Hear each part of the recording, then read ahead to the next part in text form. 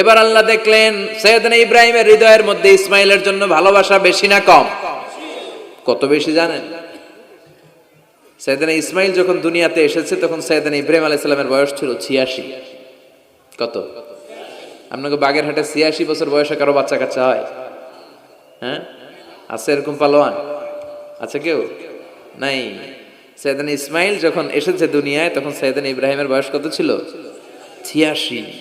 তার মানে 86টা বছর আল্লাহর কাছে কাঁদছে আর দোয়া করছে, আল্লাহ একটা সন্তান দাও দাও দাও, দেয় নাই।